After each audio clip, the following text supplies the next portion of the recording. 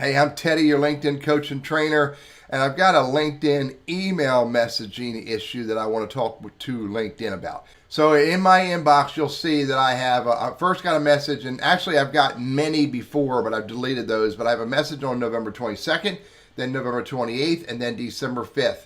And basically the one on the 22nd is where Christopher sent an invite.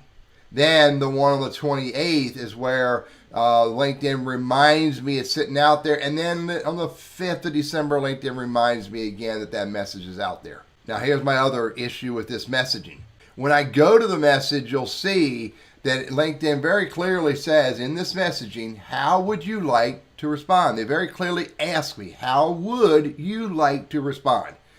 And I only get one option. I only get one option. If you're going to ask me a question, give me two options. Give me the option to confirm, or right on this page, give me the option to ignore. Maybe you're giving me an option further along, but you're not telling me that in the messaging. So give me the option to confirm, or give me the option to ignore. Or change this messaging around and say, go to your LinkedIn network to respond. This is not good messaging. And then here's the other problem too. I remember I got this message on December 5th. I go to confirm and it errors out. I love the URL, second guest reminder, O3 hero. Am I the hero?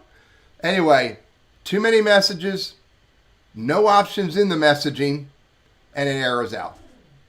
Look, LinkedIn, I love you guys, but I bet you can clean up these simple little mistakes and make the user interface, the user experience way freaking better with just a little bit of tweaking. I'm Teddy. Thanks for letting me share.